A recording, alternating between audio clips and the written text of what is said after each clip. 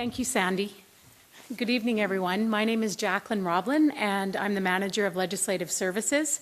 And presenting with me this evening is Kelly Kruger, the Legislative Project Lead. Following our presentation, we will have time to answer any questions that may arise throughout our presentation. As most of you are aware, the Election Office published a candidate information guide on our website. It looks like this. Tonight, we will present a high-level summary of the election processes, including candidate qualifications, notice of intent to become a candidate, campaigning, nomination day, voting opportunities, election day and results, finance and contribution disclosure. And due to popular demand, we have printed copies of the guide, which will be available this evening. We have a stack over there, so you're free to take one on your way out if you're interested, if you haven't already done so, downloading your own. So as Ian mentioned earlier, the Local Authorities Election Act is the primary piece of legislation that governs the conduct of municipal elections. It is your responsibility as a candidate to be familiar with the Act, and we urge you to obtain a copy if you haven't already done so. The Act sets out candidate qualifications, which are you must be 18 years of age or older, a Canadian citizen, and a resident of Strathcona County since March 18th, 2017. And if you are planning to run as a candidate or as a councillor candidate, you must be a resident in the ward in which you intend to run. Effective January 1st, it's pouring outside, by the way, that's what that noise is. Effective January 1st, 2014, changes to the Local Authorities Election Act required all candidates intending to run in municipal elections to register with the municipality prior to accepting or spending campaign funds. Sorry, the slide was off.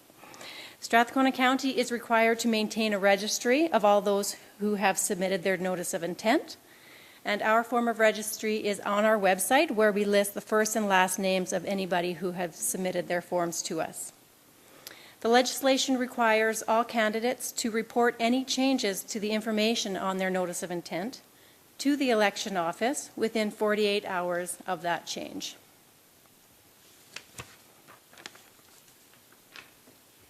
Okay, moving on to campaigning. The campaign period for the 27 municipal election is January 1st, 2014 to December 31st, 2017.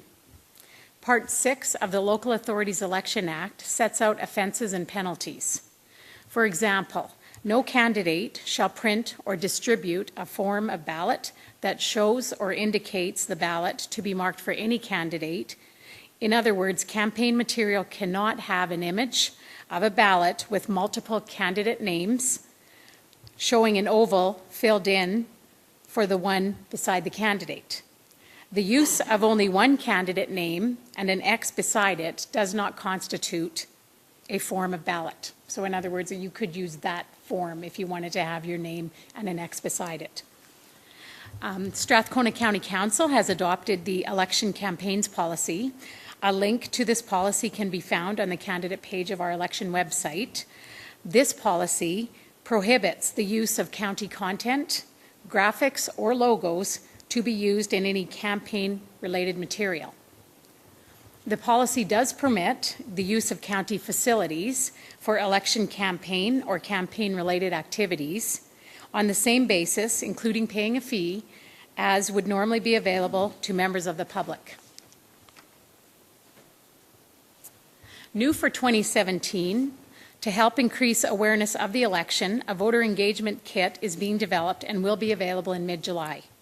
This kit will include materials such as posters, tent cards, frequently asked questions, and graphics to help spread the word about the election. Materials will be available online to access on a self-serve basis. All members of the public, including candidates, are encouraged to use these resources to promote the election. For example, if candidates are outdoor knocking and are asked about a program or service offered by the county, the candidate could direct the resident to the County Connect portal to respond to the question. County Connect business cards will be part of this engagement kit. Each candidate may appoint an official agent. As well, candidates may recruit campaign workers to help with running their campaign. The Act does not set out specific duties of an official agent or campaign workers, and therefore the duties of those are those that are assigned by the candidate. Candidates can also appoint scrutineers. The role of a scrutineer is to observe the voting procedures in the voting stations. It's important for candidates to know that in order for a scrutineer to be permitted in a voting station, the candidate must provide the scrutineer with a signed appointment of scrutineer form, which is part of the candidate information guide. As part of your campaign, you may want to door knock at multi-residential buildings. If you require access to buildings that contain 2 or more residences, you will require proof of ID that can be obtained from the election office.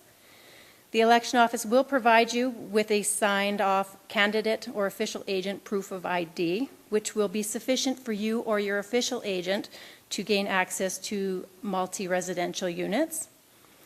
If you would like to assign the responsibility of door knocking at multi-residential units to your campaign workers, you as a candidate would have to complete the campaign worker proof of ID form, which again is in the guide, to your campaign worker, but also attach a copy of the candidate proof of ID form that you receive from the election office.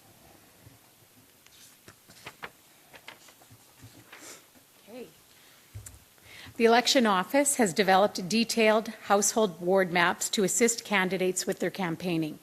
These maps contain demographics, voting station locations, voting subdivisions, neighborhood names, and road names. The cost of each map is $26.25. And with us tonight, we have Teresa Thorson and Chris Gow from Planning and Development sitting over along the table there. We have samples of these maps. Unfortunately, we are unable to sell them to you tonight, but if you're interested in purchasing these maps, they're available at our Planning and Development services on the main floor of County Hall during regular business hours. If you plan on putting up election signs, a development permit is required and can be obtained at Planning and Development. There is a reference table in the guide that we're providing you with, or that is available in the guide, that sets out the types of signs, the locations that are permitted. Also available tonight for pickup is an information package that contains information on how to apply for a development permit. There's an application form contained in this package, and you are free to apply for this development permit prior to the date that you would be placing your signs out there. And there's a reference table also attached, same one that you would have in your candidate guide. The first day that election signs are permitted is Saturday, September 16th, 2017. All election signs following the election must be removed following the close of voting stations within 48 hours in the urban service area of Sherwood Park and within 72 hours in the rural service area.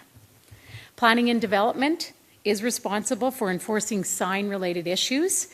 If you have any concerns or questions, we encourage you to contact them directly with any questions or concerns. Nomination Day is on Monday, September 18th.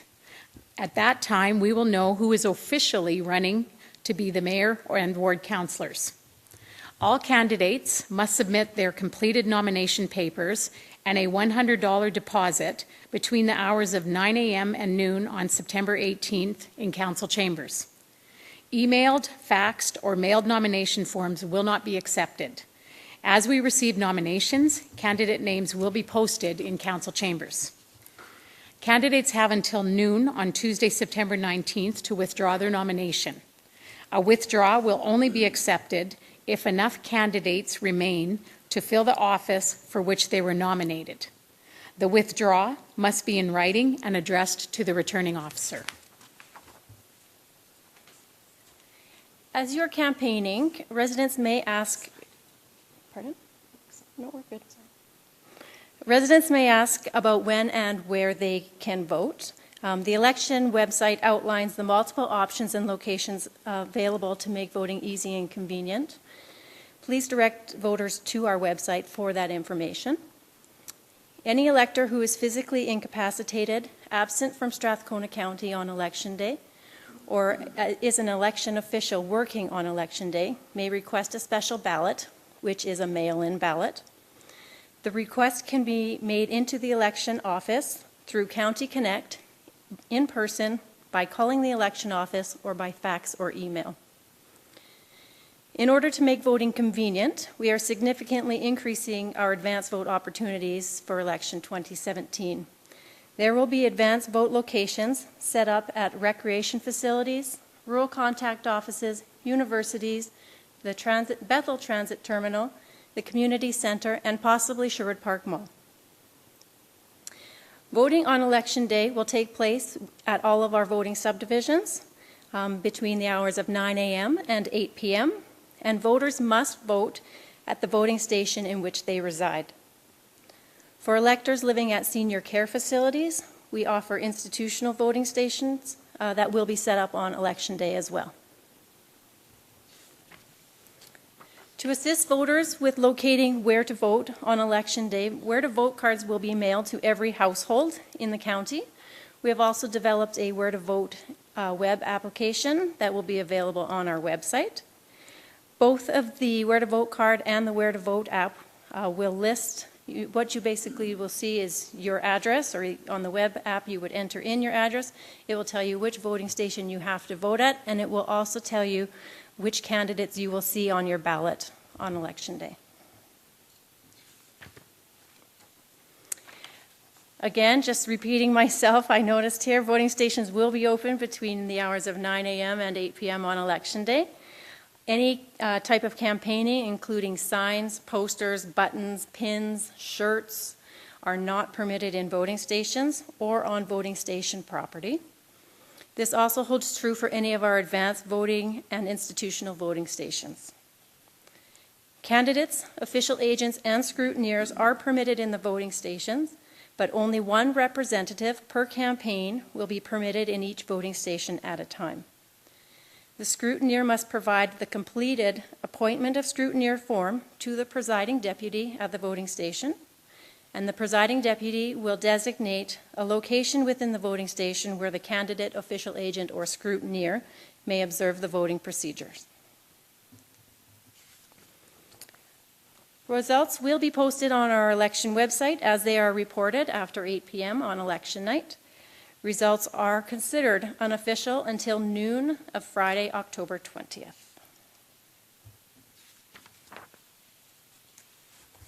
Okay, moving on to election finance and contribution disclosure. All municipal election candidates are required to file either a campaign disclosure statement or a self-funded campaign statement, and these need to be filed by March 1st, 2018. This requirement also applies to individuals who filed a notice of intent, collected campaign funds, and then decided not to file nomination papers. To assist with the accurate completion of the campaign disclosure statement form, the election office will be posting an electronic, fillable form that adds and subtracts the appropriate fields. The submitted forms are part of the public record and will be posted on our website. Only individual addresses will be redacted. All other information will remain public. The campaign disclosure statement contains information about the contributions received, any additional sources of funding, campaign expenditures, and campaign deficits or surpluses. The disclosure must include the name and addresses of those contributors whose donations exceeded $100 in the aggregate. The total sum of all contributions that did not exceed $100 in the aggregate are reported as a lump sum. Name and address of these contributors is not required. Prior to submitting your completed forms, if you have any questions or concerns, we encourage you to contact the election office. A candidate that incurs a deficit and does not run in the next general election must clear the deficit and file an amended disclosure statement with Strathcona County showing the deficit has been removed. For those candidates who incur a surplus, they are required to provide all surplus funds to Strathcona County to be held in trust until the next general election, and they would receive those trust funds on nomination day. If the candidate does not run in the next general election, the candidate must direct the county to pay all surplus funds to a charity of the candidate's choice. If the county does not receive direction from the candidate, the surplus funds will become the property of the municipality.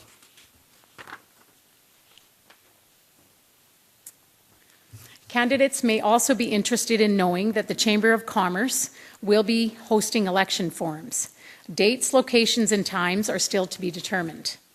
The Edmonton Metropolitan Region will also be hosting an orientation for election candidates on September 26 at 7 p.m. The location is still to be determined. As the details are finalized, we will post them on our election website. Municipal Affairs has resources available for candidates, and we encourage you to visit their website. They do have a running for office handbook as well that has some good material in there. A lot of this material is captured in our handbook as well, but it never hurts to have an additional resource.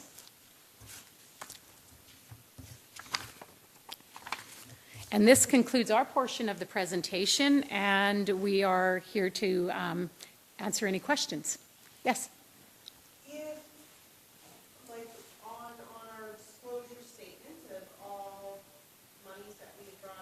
Mm-hmm. What do we do if I'm in a situation where my girlfriend took my pictures for me? She does have a stay-at-home mom business of photography.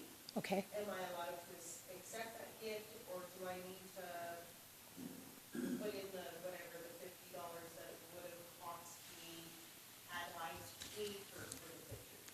How do I work that? Okay, so I'll just repeat the question. So you're asking if you receive a donation that doesn't, that's in the form of a gift, and how you would capture that on your disclosure statement. So that type of gift would be considered in kind, and you do need to place a market value dollar on that item, and it does need to be captured in your disclosure statement if it exceeds $100 in the aggregate. So if it's under, she would normally have charged $50. So Yep. do we need to include that then? If that's the only donation that you're receiving from her, yes, you wouldn't have to include it. But you would have to include that amount in your lump sum. Okay, thank you. Okay. Two questions. Okay. I'm sure I think I can answer, but since everybody's here, do you require a permit if you only have signs on private property? Nope. Second question, on the night of the election, where will you in this building physically be located capturing the vote as it comes in? And is it open? Okay, so I should probably repeat the first question just for the benefit of the webcast. The first question was, if you're placing any campaign signs on private property, do you need a permit? And our Planning and Development Department responded, no, you do not. But there are requirements about signage on private property that they should be aware of. So we would encourage you to contact Planning and Development to ensure that the type of sign isn't a violation in any other area of the land use bylaw. Second question is election results. Where would our election central be located in the building, and can candidates be there to observe that process?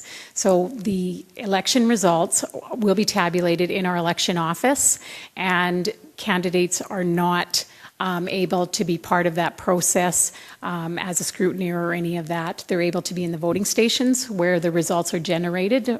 We use electronic voting, so the results are the tabulator records the results on a sheet of paper, which will be posted on the wall, and then the machine comes back to Election Central. A memory card is popped out of the secured machine, and the results are fed into a computer.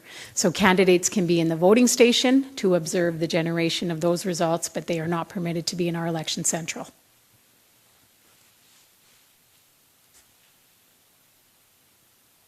Any other questions?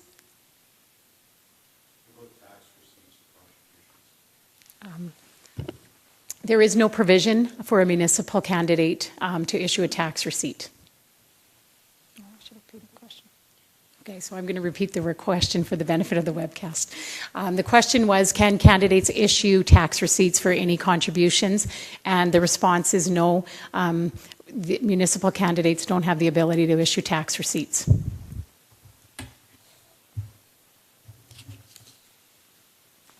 Okay, last chance for any questions?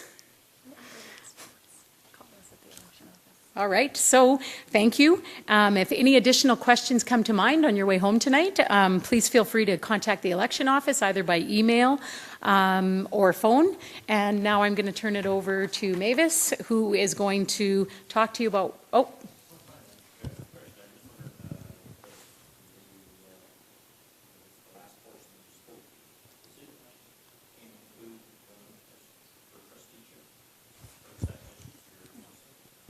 okay, so the question is, are the disclosure requirements